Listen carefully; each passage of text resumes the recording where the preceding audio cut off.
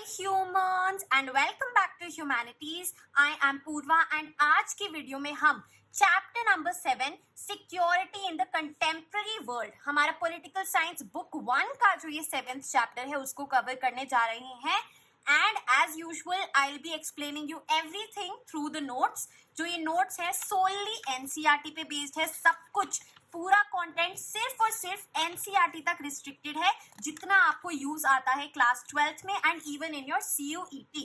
So make sure that you are also sitting with the register and your NCERT for maximum understanding. So let's quickly get started. जो हमारा chapter number 7 है the name is security in the contemporary world. Now नाम से ही हम समझ पा रहे हैं इसका पूरा फोकस होगा सिक्योरिटी पे, राइट? और ये सिक्योरिटी हम एकदम बेसिक से समझेंगे. सिक्योरिटी क्या है, इंडिया के सिक्योरिटी कंसर्न्स क्या हैं and so on. So as citizens of a democracy we need to know more about the term security, what exactly it is and what are India's security concerns. सारी debates और dimensions के बारे में आज हम इस चैप्टर में cover करेंगे.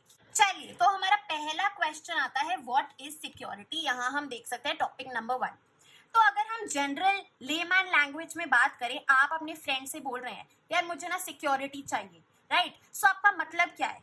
That I need freedom from threats. कोई आके चोरी ना कर ले, है ना? मुझे थोड़ी, अगर फाइनेंशियल सिक्योरिटी की बात करें कि मैं कुछ भी सिंपली अफोर्ड कर पाऊँ, मैं पॉवर्टी की तरफ इंक्लाइन ना हूँ, राइट? मेरे पास एक फ्रीडम है जो मेरा मन करे वो करने की, और मेरे पास कोई थ्रेट नहीं है, कोई रिस्ट्रिक्ट नहीं कर रहा है मेरी उस फ्रीडम को, right? So that means security. So basic language में तो फ्रीडम फ्रॉम थ्रेट्स, यानी कि कोई एक्सटर्नल फैक्टर आके कोई आपको मार रहा है, right? That is a threat to your life. तो आपकी जो भी लाइफ है उस पे कोई भी थ्रेट ना आए, थ्रेट से फ्रीडम को बोला गया है सिक्योरिटी, राइट? अब ये तो भैया एकदम जनरल बात है, जेनेरिक, राइट? अब हम स्पेसिफिक पढ़ेंगे. अब जेनेरिक में हमने क्या बोला कि ह्यूमन एग्जिस्टेंस, यानी कि लोगों की जानों पे खतरा ना हो, और साथ ही साथ लाइफ ऑफ अ कंट्री, यानी कि citizens as whole, country as a whole पे भी कोई अगर टेररिस्ट अटैक हो रहा है तो वो हमारी जेनेरिक डेफिनेशन के अंडर है, right? So this is a quite broad view कि ह्यूमन एग्जिस्टेंस, लाइफ. भैया इससे तो ये भी मतलब है कि अगर अभी आप घर से बाहर निकल रहे हैं तो आपको खतरा है, राइट? हर छोटे छोटे मोमेंट पे आपको खतरा है, you are prone to danger, right? So this is a very very broad view. अब हम आते हैं एक रिस्ट्रिक्टेड व्यू पे, एक स्पेसिफिक व्यू पे, जिसके बारे में हम इस चैप्टर में बात करेंगे. तो now coming on to our specific view, all the things that threaten core values, यानी कि ऐसी चीजें जो कुछ कोर वैल्यूज को थ्रेटन करे, वो है बेसिक सोर्स सिक्योरिटी को भंग करने का या फिर सिक्योरिटी को रिस्ट्रेन करने का, right? So things that threaten core values, ये हमने थोड़ा स्पेसिफिक किया है. अब इसका मतलब क्या है? सबसे पहली बात तो हुज कोर वैल्यूज, आपकी, मेरी, कंट्री की, गवर्नमेंट की, किसकी core values, and how intense, कितने एक्सटेंट तक, अगर इतनी रिस्ट्रिक्ट हुई, इतनी हुई, इतनी हुई, क्या क्या एक्सपेंस रहेगा उसका. ऑल्सो अभी आप कोर वैल्यूज का मतलब आगे समझाऊंगी मैं. इसमें हमारा कोई भी बेसिक वैल्यूज आ जाती है, लाइक सोवेरेंटी. फॉर एग्जाम्पल कोई आपकी कंट्री में आके टेररिस्ट अटैक कर रहा है या कब्जा करना चाहता है, तो आपकी कंट्री की जो सोवेरेंटी है, जो आपके पास पावर है to have absolute control over the country, तो जो गवर्नमेंट की सोवेरेंटी है वो वायलेट हो रही है. So that is a core value right here. तो कोर वैल्यूज का मतलब है जो एक्चुअल में हर्ट हो रहा है, जो रिस्ट्रिक्ट हो रहा है, जो वायलेट हो रहा है when the breach of security is happening. बहुत इजी है, घबराना नहीं है. आगे चलते हैं. सो अब डेफिनेशन की बात करें तो इन दोनों पे, हुज एंड हाउ इंटेंस पे, एक कंक्लूजन आता है, security relates only to extremely dangerous threats. अब भैया ये बात नहीं है कि आप स्कूटी से गिर गए, आपकी सिक्योरिटी खतरे में है, राइट? सो थोड़ा सा हमें सीरियस और डेंजरस लेवल पे एक लेवल अप करके इस चैप्टर को पढ़ना है. Security relates only to extremely dangerous threats.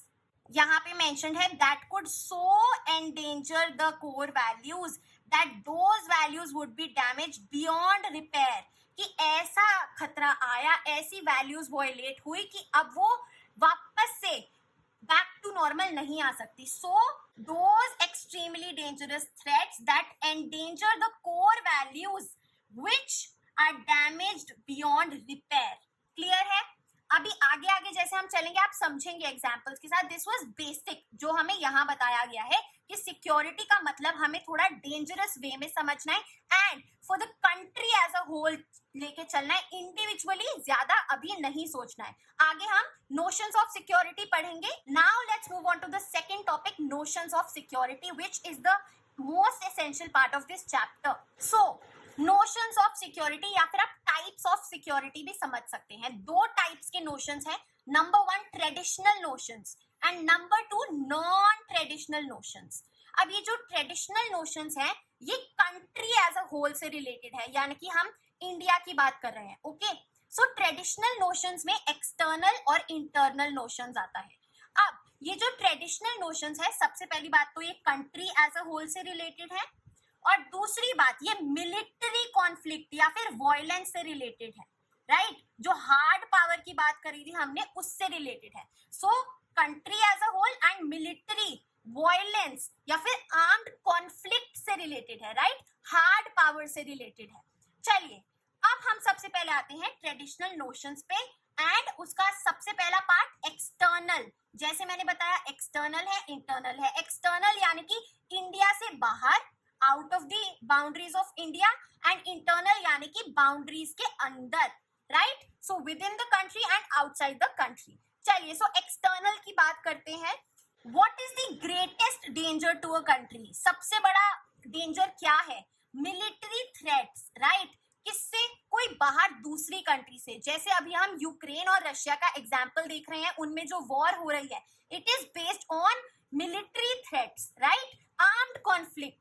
चलिए सोर्स कौन होगा? जैसे मैंने बताया अनदर कंट्री, वो कोई नेबरिंग कंट्री भी हो सकती है, कोई आपसे पावरफुल कंट्री भी हो सकती है, या फिर कोई ऐसी कंट्री जिसके बीच में आपका कोई कॉन्फ्लिक्ट चल रहा है, right? So the source is another country and the action is taken through military action as a hard power. Okay, clear है? चलिए आगे चलते हैं।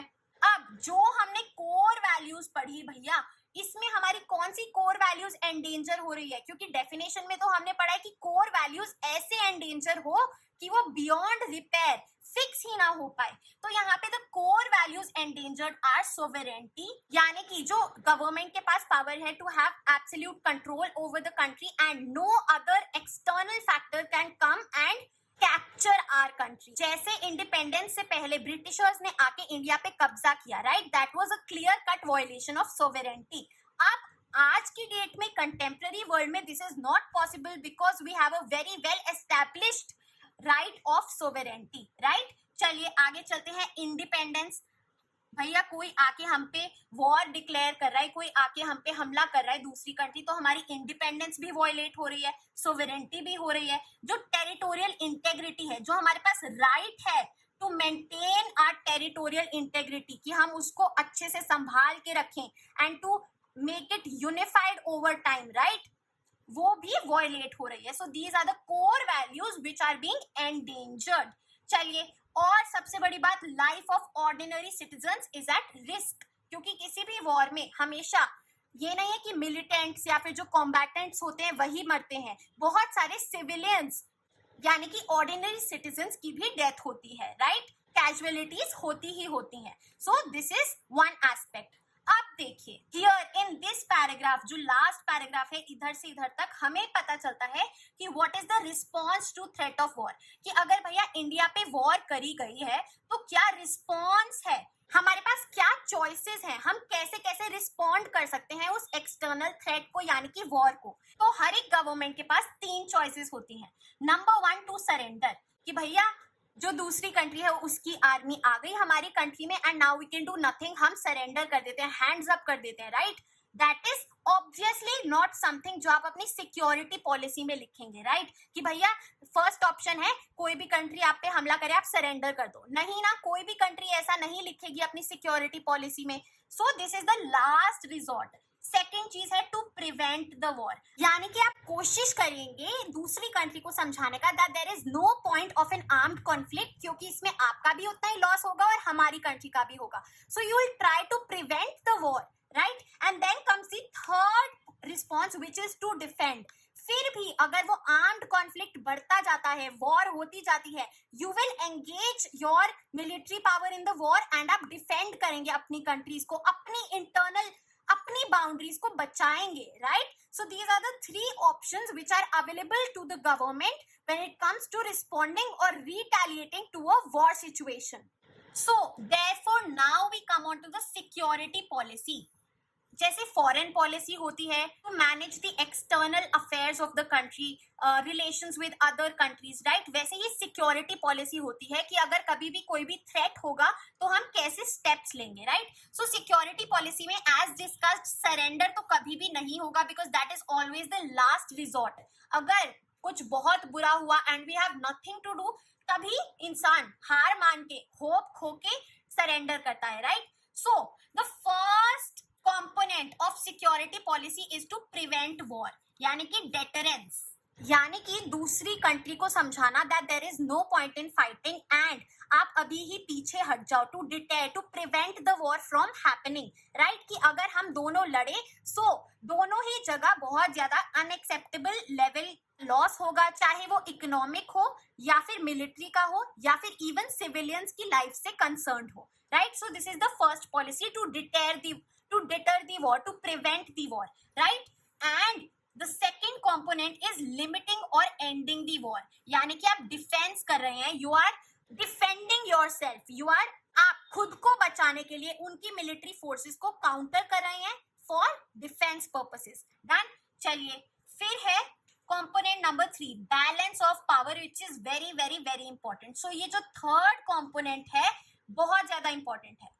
अब भैया बैलेंस ऑफ पावर क्या होता है? देखो, इंडिया सबसे पहले देखेगी उसके पास जो नेबरिंग कंट्रीज हैं वो कितनी पावरफुल है, राइट? नंबर 1 है neighbouring countries, Pakistan, China, Afghanistan, Maldives, इन सब के पास कितनी मिलिट्री पावर्स हैं? जितनी इनके पास होगी so India will obviously upgrade and try to match their level, या फिर उसको भी सरपास कर जाएगी ताकि इनसे कोई भी थ्रेट ना हो. भैया अगर आपको पता है कि आपके पड़ोसी के पास एक गन है तो आप थोड़ा डर के तो रहेंगे ही ना, राइट? अब उस डर को खत्म करने के लिए आप भी एक गन रख लेंगे या फिर एक बहुत बड़ी गन रख लेंगे, right? So this is also similar. फिर नेबरिंग कंट्रीज के बाद ऐसी कंट्रीज जिसके साथ गुड रिलेशंस नहीं है, सो यानी कि जहां से खतरा आ सकता है, जिधर आपके साथ वो कंट्री जिसकी आपके साथ एक गुड रिलेशनशिप नहीं है, उसको भी आप बैलेंस करने की कोशिश करेंगे. जितना भैया उसके पास मिलिट्री पावर है हम उतनी रखें ताकि इन फ्यूचर अगर वो हमला करे तो हम डिफेंड कर पाए, right? And then comes the third type which is conflicts in the past. ऐसी कंट्रीज जिसके साथ आपके पीछे पास्ट में वॉर भी हुई है, कॉन्फ्लिक्ट्स भी है, कोई बोन ऑफ कंटेंशन है. For example Pakistan and China, काफी सारी वॉर्स हुई है इंडिया की उनके साथ, तो ऑब्वियसली उनको बैलेंस करके चलेंगे ही चलेंगे because we don't know future में भी ऐसा हो सकता है, right? So this is to balance the power.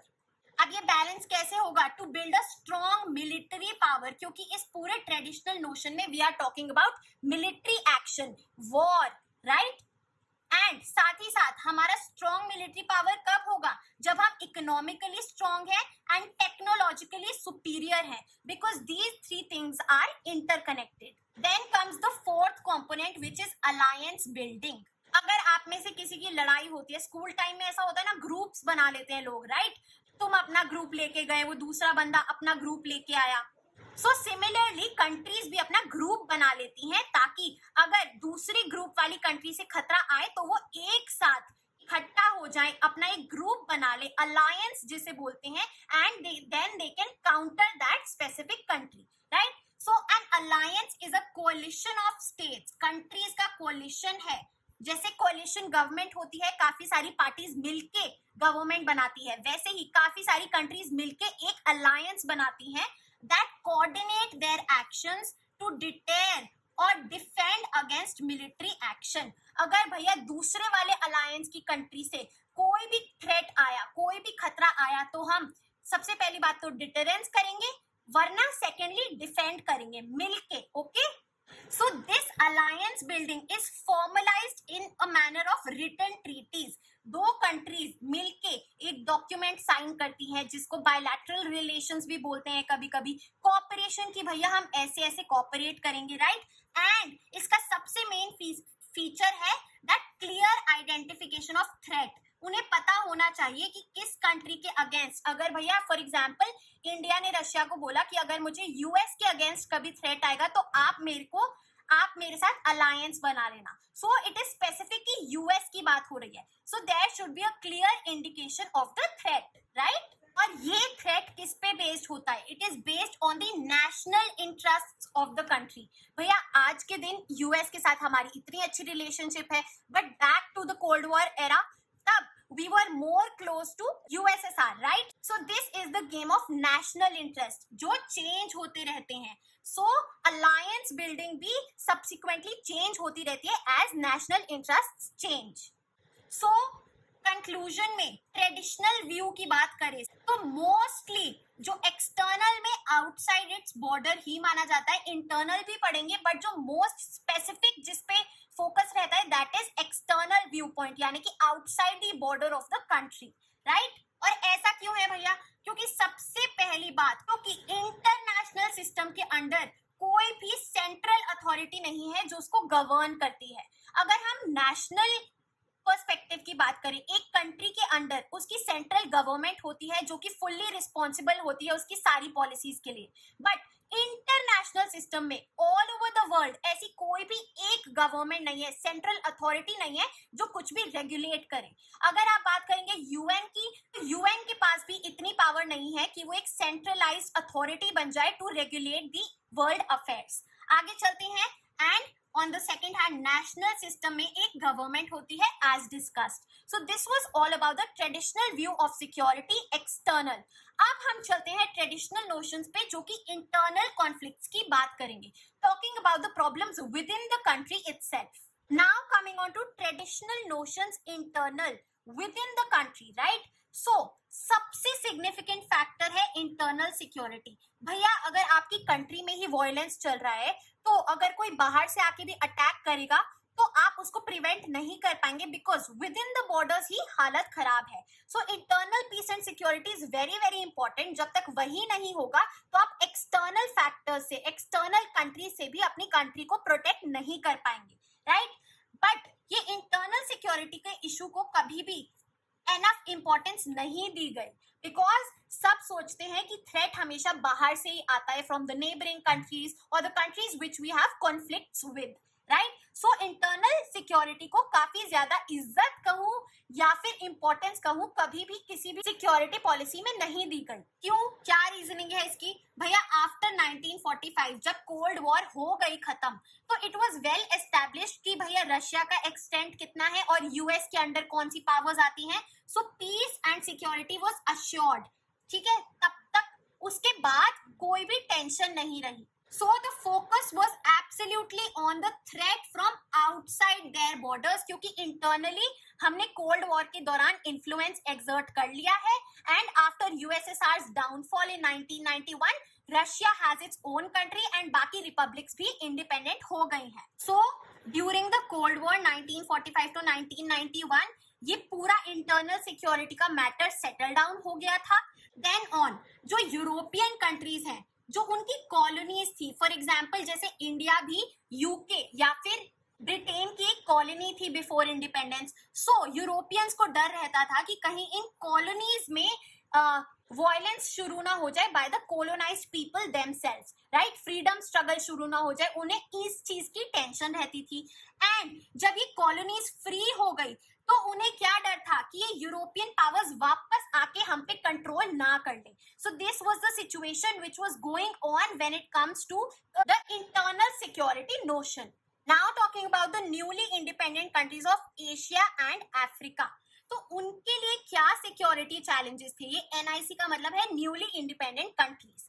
भैया उनके लिए दो सिक्योरिटी चैलेंजेस थे। Number one was military conflict with neighbouring countries, कि जो आसपास की कंट्री है वो एक्सटर्नल फोर्स बनके हम पे हमला ना कर दे। एंड जो दूसरा चैलेंज था वो था internal military conflict. For example India के अंडर प्रिंसली स्टेट्स काफी ज्यादा अलग होना चाहती थी, इंडिपेंडेंट होना चाहती थी from the Indian union, right. But उनको भी इन्फ्लुएंस करना एंड उनको इंडियन यूनियन का पार्ट बनाना was a challenge for India. तो सिमिलरली अगर हम military conflict with neighbouring countries की बात करें तो इसमें border dispute, territorial conflict, people और पॉपुलेशन आ जाते हैं. And talking about internal military conflict, it refers to the separatist movements जो काफी सारे पार्ट्स में चलती है of the country and the demand for independent states.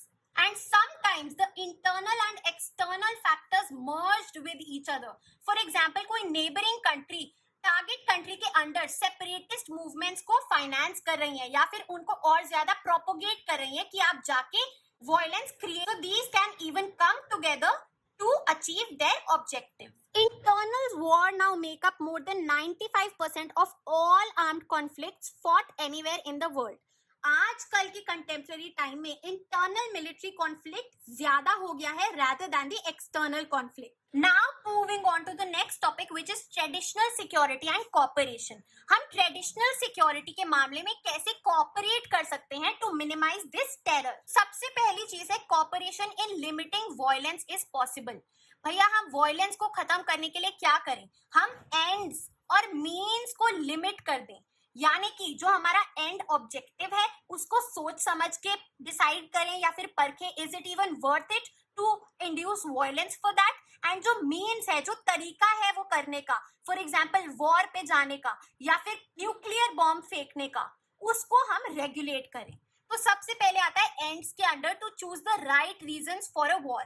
For example self defence is the correct measure कि अगर आपको बाहर से कोई खतरा है you are defending yourself. And दूसरी चीज है टू प्रिवेंट जीनोसाइड. जब एक मास स्केल पे कोई गवर्नमेंट अपनी कंट्री के अंडर किलिंग कर रही है, that is a right reason to initiate a war.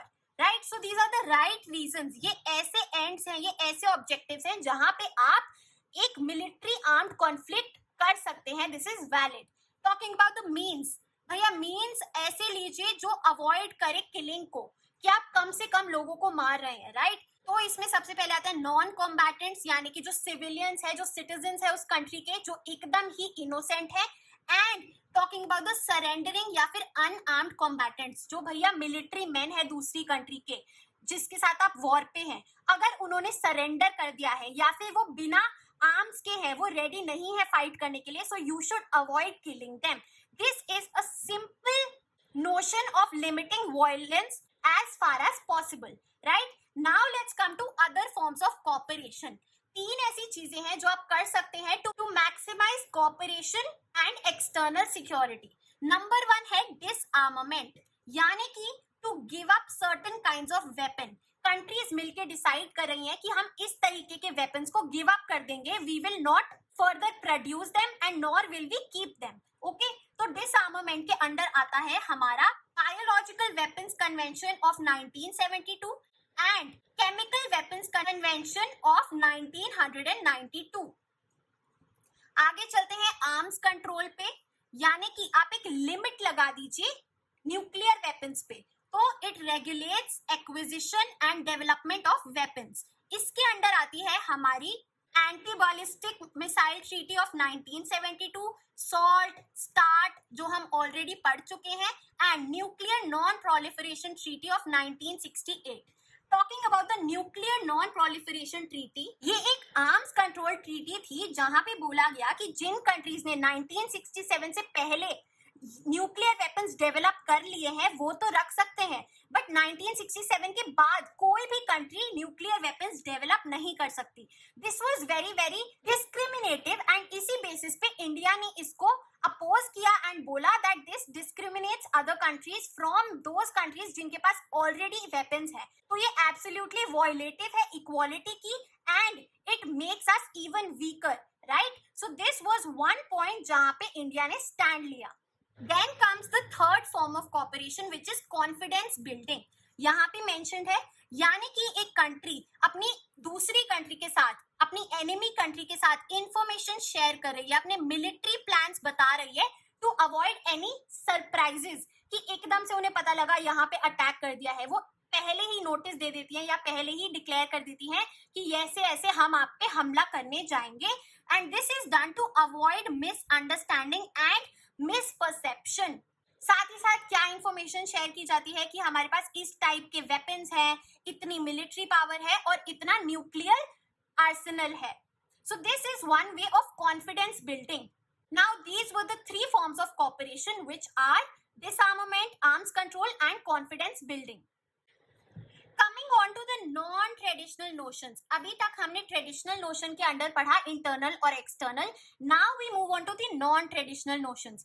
अब ये देखिए, ट्रेडिशनल नोशंस के अंडर बात हो रही थी स्टेट की, यानी कि the country as a whole, the government की, उसकी टेरिटरी एंड गवर्निंग इंस्टीट्यूशंस की. बट अब यहाँ पे हम बात करेंगे स्टेट के साथ साथ, कंट्री के साथ साथ इंडिविजुअल्स की, the citizens which make that territory a country, a state, right. So we'll be focusing on communities and human kind as whole, right. So अब हमारा फोकस शिफ्ट हो जाता है to individuals from the state. So that is why this non-traditional notion is known as human security या फिर global security, where the focus is on the individuals. Now, talking about human security. Human security is about protection of people more than states, यानी कि individuals को ज्यादा preference दी जाए than the state. State यानी कि the country, the government. अब from what? Subject क्या है security का यहाँ पे? नैरो पर्सपेक्टिव में अगर हम पढ़ें बहुत ज्यादा स्पेसिफिक, तो वायलेंट थ्रेट्स हैं like terrorism, communal violence, right. But अगर हम एक ब्रॉड पॉइंट ऑफ व्यू से देखें, ओवरऑल देखें, तो इसके अंदर हंगर, डिजीज, नेचुरल डिजास्टर, ऐसी सारी चीजें आती है जिससे सिटीजन्स को थ्रेट है and they can eventually die from it. So the human securities agenda is economic security as well as threats to human dignity. हम freedom from want and freedom from fear को equally address कर पाए. Now let's move on to global security. The idea of global security emerged in 1990s. Global security की अगर हम बात करें तो we talk about issues like global warming, international terrorism, health epidemics like AIDS, bird flu, and recently coronavirus. Right? So COVID also falls under this. इससे हमें पता चलता है कि ये ऐसी चीजें हैं जो ऑल ओवर द ग्लोब हो रही हैं, वर्ल्ड वाइड हो रही है, और सिर्फ ये इंटरनेशनल कॉपरेशन से ही एड्रेस की जा सकती हैं और सॉल्व हो सकती हैं, right. So these problems are global in nature and the only solution is international cooperation. Covid की अगर बात करें, कोई एक कंट्री उसको एकदम से नहीं सॉल्व कर सकती, नहीं कम कर सकती. इवेंचुअली जब पूरा वर्ल्ड कॉपरेट करेगा मिलके, तभी वो एक ग्लोबल प्रॉब्लम को, एक ग्लोबल एपिडेमिक को एड्रेस कर पाएगा. Moving on to the next topic, new sources of threats. आजकल कंटेम्पररी वर्ल्ड में क्या नए सोर्सेज हैं जो नॉन ट्रेडिशनल नोशंस के अंडर फॉलो करते हैं, ग्लोबल सिक्योरिटी को हैम्पर करते हैं. Number 1 is terrorism.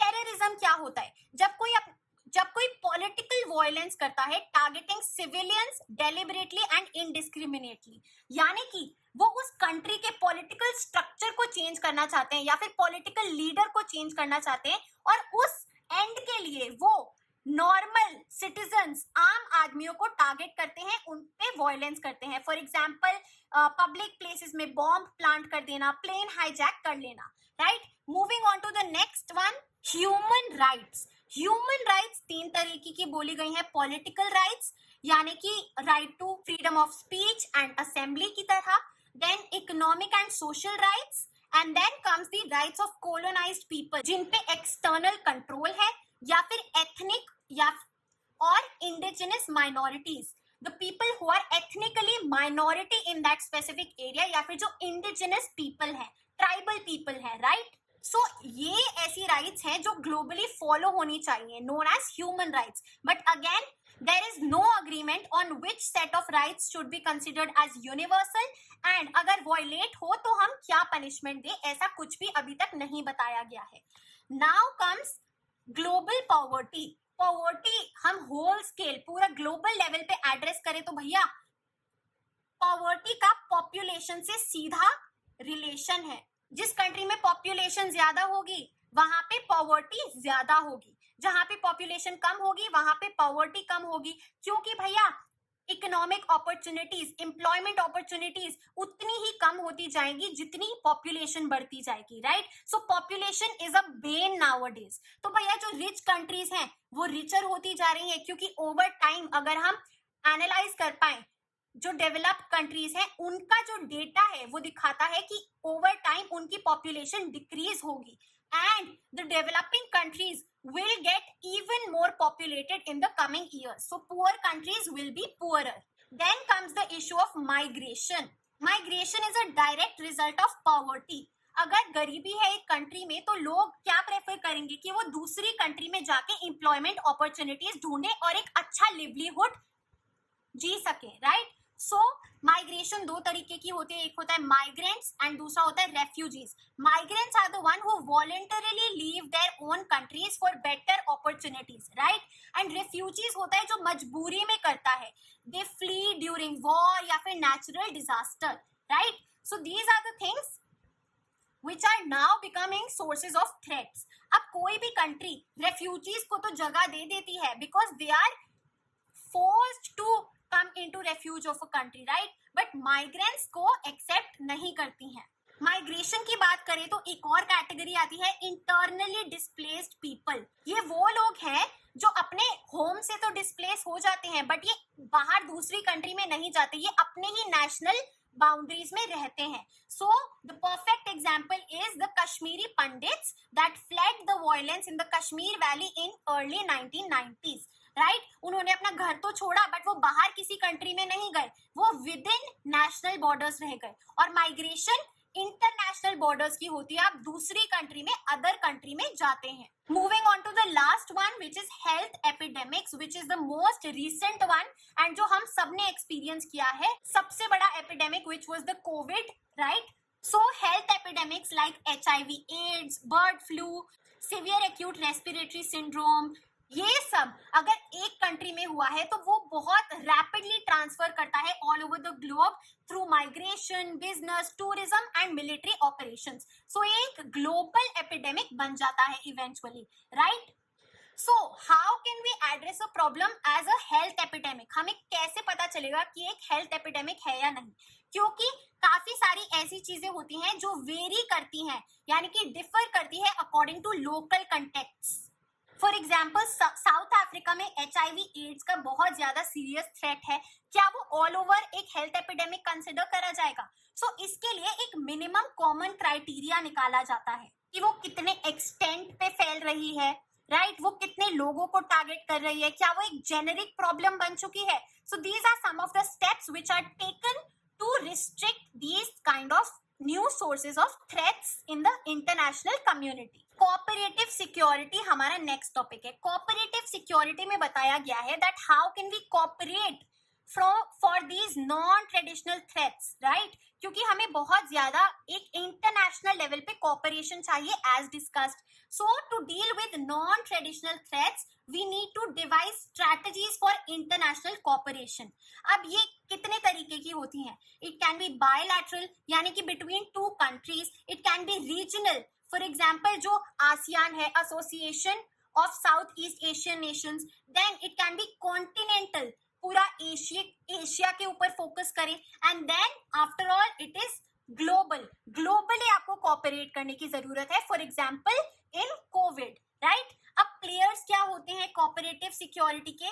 They can be both international as well as national. International में तो हमने पढ़ ही लिया, bilateral, regional, continental, global cooperation among the different nations. साथ ही साथ international organizations like the UN, World Health Organization, World Bank and International Monetary Fund.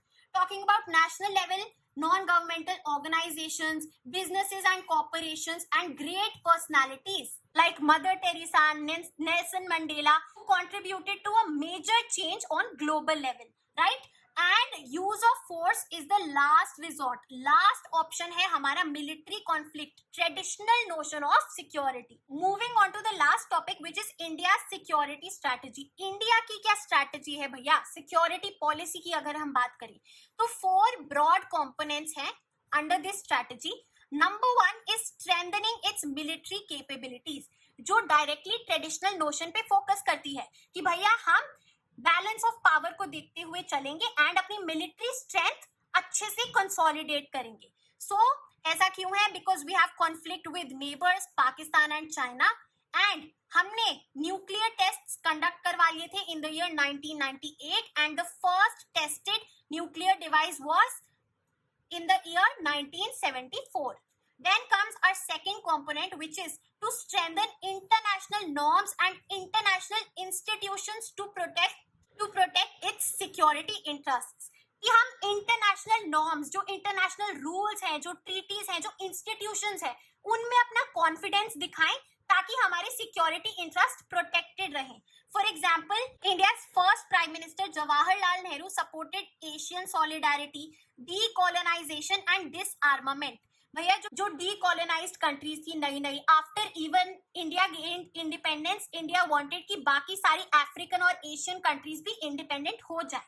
India ने initiatives लिए to bring about a universal and non discriminatory nuclear non proliferation treaty. उसके against भी India ने globally stand लिया. Then it argued for an equitable NIEO यानी कि new international economic order.